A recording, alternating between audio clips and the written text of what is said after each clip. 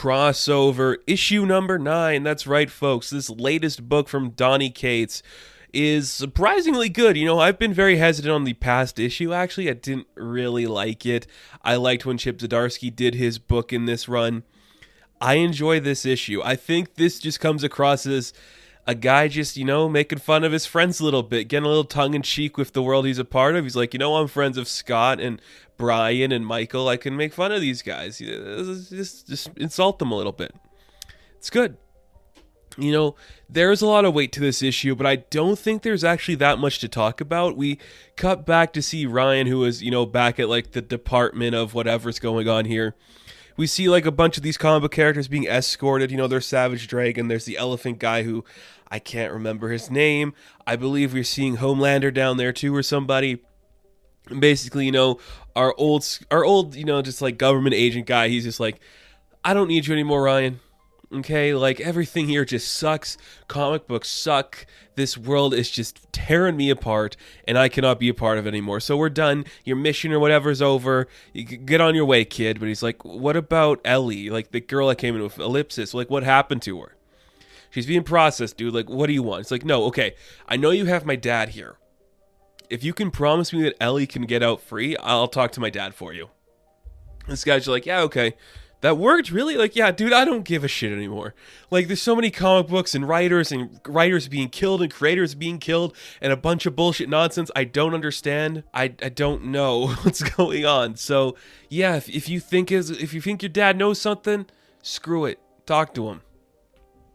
So throughout this book too, there's the tease being introduced of this, the writer who thinks he's a prophet, the smart one who is, the most capable. And they kind of dropped, maybe it was Scott Snyder, maybe it was Brian Michael Bendis. I don't think it's going to be that. It's got to be somebody big. Maybe it's going to get very metatextual in that regard, and it's going to be Donny Cates, and it's going to be you are all comic book characters now because now the comic book that we are a part of is now a comic book, so none of you are actually real. Maybe that's the case. Who knows? But there's this idea in play too that we see later on when Ellie's being interviewed by the Power people. Remember Powers, that Brian Michael Bendis book? And basically she's calling out the tropes, you guys are about to do that thing you do in Powers where you do the quippy banter. And it comes across very natural. I've never read all of Powers, but Donnie does a good job of capturing that magic. I think it works pretty well.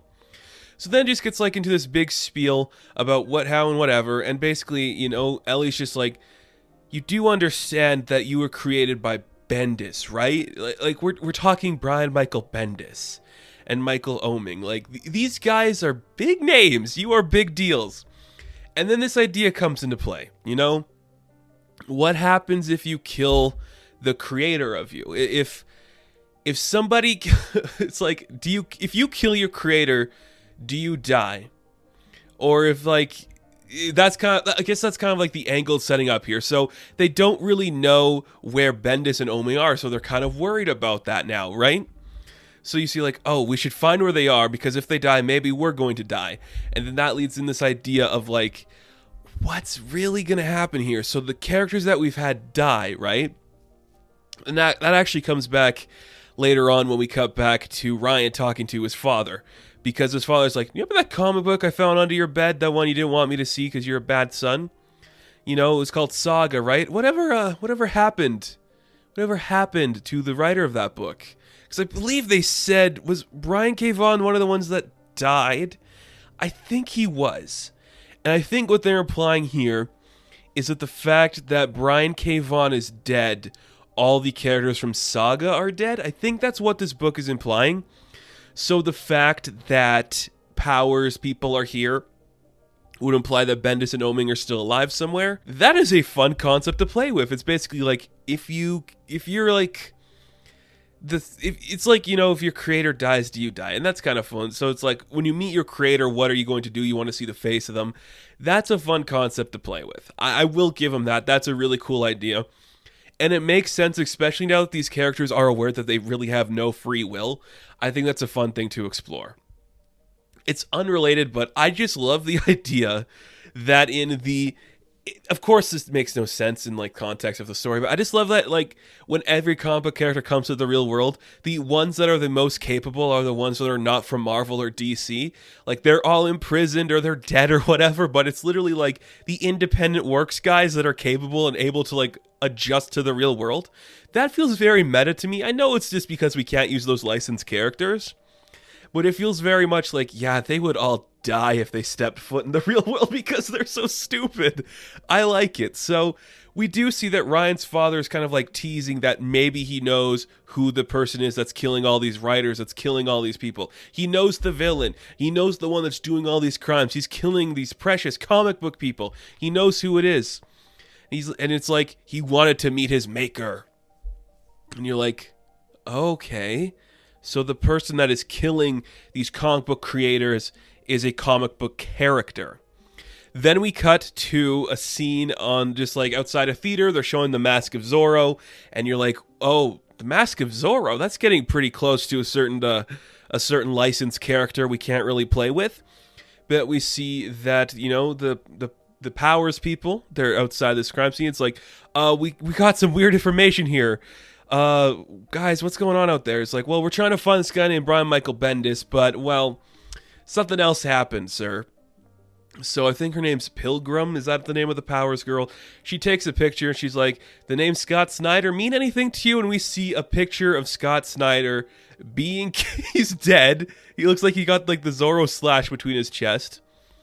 So if I'm following this book, and I think I am, that would mean that all of the creations from Scott Snyder would be dead? Or they're, I don't know, maybe. I think that's what they want to suggest, but there is some evidence here that shows the contrary to that. So the Powers people are like, yeah, okay, Scott Snyder's dead. We have a murder weapon, but it's just like, we don't know what this is. It's just an insane thing we're looking at. And when we get the final page reveal where Pilgrim is picking up, she is picking up what looks to be a batarang. Now, I can't specify what batarang this would be from. If this is from a certain Scott Snyder run on Batman, I don't know.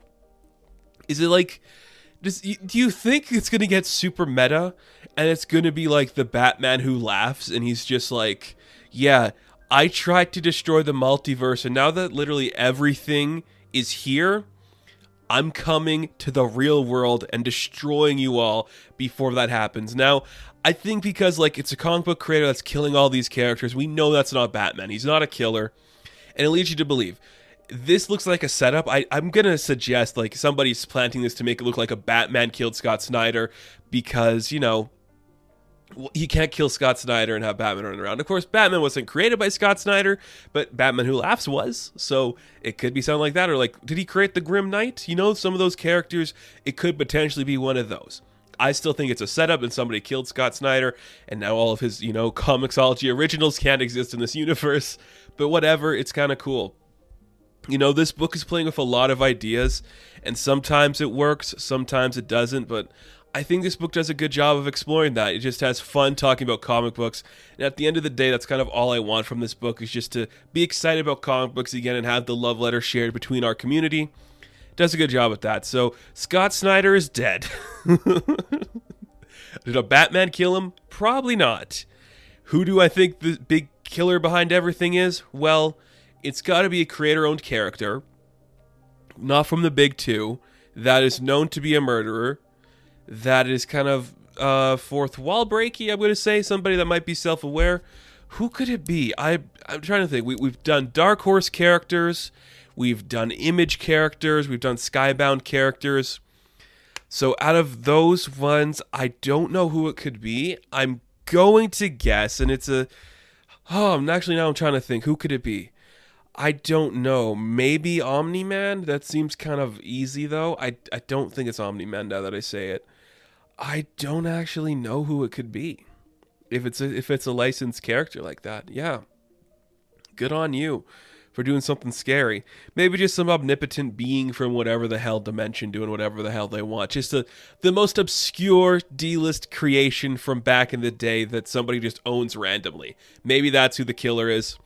But it's cool. You know, comic book creators and comic book characters meeting each other. Kind of fun. I like that stuff. So, crossover, issue number 9, I am going to give a 7 out of 10. Now, thank you guys for watching this review. Be sure to like and subscribe to the channel. As always, you can check me out on Instagram, TikTok, and Twitter, and I will catch you in the next one. Have fun, stay safe, good luck.